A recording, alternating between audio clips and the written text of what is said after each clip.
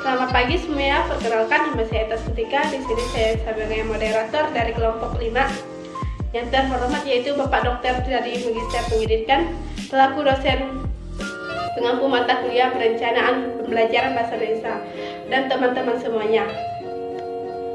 Baik, di sini saya akan menjelaskan pemilihan model, metode, dan pendekatan pembelajaran. Sebelum memasuki materi, saya memperkenalkan dulu teman-teman saya. Penyaji pertama yaitu saya sendiri, Eta Sutika. Penyaji kedua yaitu Nadia Widianingsih. Penyaji ketiga, Mega. Penyaji keempat, Wilman. Selamat pagi semuanya, perkenalkan nama saya Eta Sutika. Di sini saya sebagai moderator dari kelompok 5. Yang terhormat yaitu Bapak Dokter dari Magister Pendidikan, selaku dosen pengampu mata kuliah perencanaan pembelajaran bahasa Indonesia, dan teman-teman semuanya. Baik, di sini saya akan menjelaskan pemilihan model, metode, dan pendekatan pembelajaran. Sebelum memasuki materi, saya memperkenalkan dulu teman-teman saya. Penyaji pertama yaitu saya sendiri, Eta Sutika. Penyaji kedua yaitu Nadia Widianingsih. Penyaji ketiga, Mega. Penyaji keempat, Wilman. A. Pengertian model pembelajaran. Model pembelajaran adalah kerangka konseptual yang melukiskan prosedur sistemika mengorganisasikan pengalaman belajar untuk mencapai tujuan tertentu, dan pula dikatakan bahwa model pembelajaran guru sangat membutuhkan model pembelajaran untuk mencapai tujuan pembelajaran dan hasil belajar siswa yang sesuai dengan tujuan pembelajaran yang ditetapkan. Namun tidak semua materi pembelajaran dapat disajikan dengan model pembelajaran yang sama.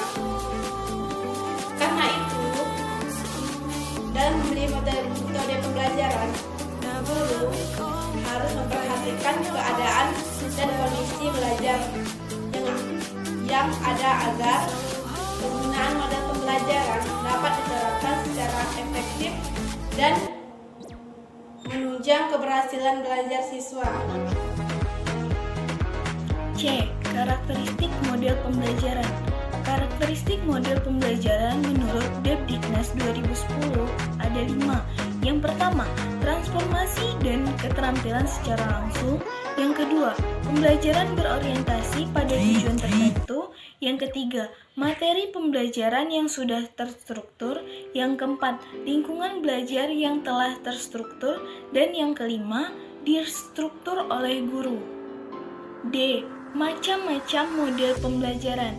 Yang pertama, model pembelajaran kontekstual.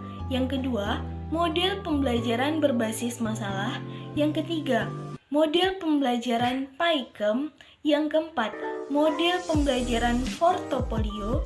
Yang kelima, model pembelajaran tematik. Yang keenam, model pembelajaran tugas terstruktur. Yang ketujuh, model pembelajaran kelas rangkap. Yang kedelapan, model pembelajaran terpadu. Dan yang terakhir adalah model pembelajaran kuantum. Baiklah, di sini saya akan menjelaskan tentang pengertian metode pembelajaran. Nah, metode pembelajaran adalah suatu ilmu pengetahuan yang membahas tentang bagaimana cara-cara atau teknik yang perlu ditempuh atau digunakan pada saat memberikan pembelajaran kepada peserta didik. Nah, metode ini merupakan objek yang penting untuk peserta didik. Dengan adanya metode ini, peserta didik dapat memahami apa yang diberikan guru kepada peserta didik. Nah, di dalam metode pembelajaran ada unsur-unsur metode pembelajaran seperti prosedur ataupun sistematik, logis, terencana, dan aktivitas untuk mencapai tujuan. Nah, prosedur tersebut adalah cara-cara untuk mencapai tujuan yang lebih baik dan menghasilkan pembelajaran yang lebih baik kepada peserta didik. Yang selanjutnya adalah metode ruang lingkup pembelajaran. Nah, ruang lingkup pembelajaran ini adalah pemberian dorongan kepada siswa, pengungkapan tumbuhnya minat belajar. Nah, adanya metode pembelajaran adalah memberikan ruang lingkup pembelajaran kepada siswa. Yang selanjutnya, penyampaian bahan ajar, penciptaan iklim belajar yang kondusif. Nah, pada saat kita ataupun seorang guru memberikan pembelajaran harus mengkondusifkan ataupun menertibkan kelas terlebih dahulu. Dan selanjutnya, tenaga untuk melahirkan kreativitas, pendorong untuk penilaian diri dalam proses dan hasil belajar. Yang terakhir, pendorong dalam melengkapi kelemahan hasil belajar. Nah, dari ruang lingkup pembelajaran banyak cara ataupun metode yang dapat dilakukan agar siswa ataupun peserta didik dapat memahami apa yang telah dipelajari. Nah, untuk selanjutnya adalah metode ataupun macam-macam metode. Nah, metode yang pertama adalah metode ceramah, di mana metode ceramah ini seperti seseorang yang memberikan materi kepada orang banyak. Dan yang selanjutnya adalah metode tanya jawab. Nah, metode tanya jawab ini di mana pada saat guru memberikan materi, guru memberikan ruang kepada peserta didik yang ada di kelas untuk bertanya ataupun memberikan jawaban kepada guru ataupun kepada peserta didik yang belum jelas akan materi tersebut. Yang selanjutnya adalah metode tulisan. Nah, metode tulisan ini adalah seperti guru mengajarkan simbol ataupun huruf kepada peserta didik. Selanjutnya, metode diskusi. Nah, metode diskusi ini di mana pada saat guru telah memberikan materi, guru mengajak siswa ataupun peserta didik untuk mendiskusikan pembelajaran yang telah dilalui. Selanjutnya, metode pemecahan masalah. Nah, metode pemecahan masalah adalah di mana di dalam suatu pembelajaran pasti ada masalah. Nah, guru memberikan tugas untuk memecahkan masalah tersebut ataupun hal-hal yang diberikan kepada peserta didik. Selanjutnya, metode kisah. Nah, metode kisah merupakan penyampaian pesan-pesan yang berisi tentang kisah para nabi ataupun yang lainnya. Selanjutnya, metode perumpamaan. Nah, metode perumpamaan adalah metode yang mengungkapkan suatu sifat dan hakikat. Selanjutnya, metode praktik. Nah, metode praktik dimaksudkan upaya mendidik ataupun memberikan materi pendidikan kepada peserta didik. Yang terakhir adalah metode kerjasama. Nah, metode kerjasama, guru dan murid saling kerjasama dalam pembelajaran ataupun pada saat memberikan soal ataupun kejelasan kepada peserta didik lainnya. Di sini saya akan menjelaskan poin H sampai I. Yang pertama H, pengertian pendekatan pembelajaran. Pendekatan pembelajaran dapat diartikan sebagai titik tolak atau sudut pandang kita terhadap proses pembelajaran yang merujuk pada pandangan tentang terjadinya suatu proses yang sifatnya masih sangat umum. Di dalamnya mewadahi, menginspirasi, menguatkan, dan melestarikan metode pembelajaran dengan cakupan teoritis tertentu. Dilihat dari pendekatan pembelajaran terdapat dua jenis pendekatan, yaitu 1. Pendekatan pembelajaran yang berorientasi atau berpusat pada siswa. 2. Pendekatan pembelajaran yang berorientasi atau berpusat pada guru.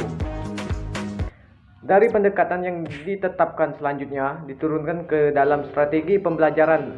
Adapun unsur strategi dari setiap usaha yaitu 1. Mengidentifikasi dan menetapkan spesifikasi atau kualifikasi hasil dan saran yang harus dicapai dengan mempertimbangkan aspirasi dan selera masyarakat yang memerlukannya. 2. Mempertimbangkan dan memilih jalan pendekatan utama yang paling efektif untuk mencapai sasaran. 3. Mempertimbangkan dan menetapkan langkah-langkah yang akan ditempuh sejak titik awal sampai dengan sasaran. 4. Mempertimbangkan dan menetapkan tolak ukur, patokan ukuran untuk mengukur dan menilai taraf keberhasilan.